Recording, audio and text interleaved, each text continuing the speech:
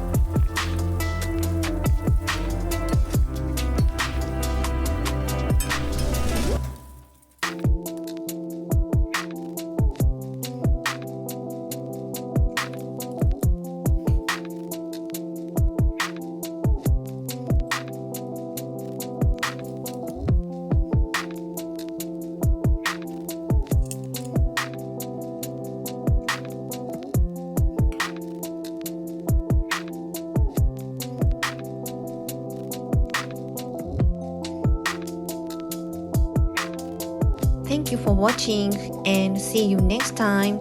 Bye for now.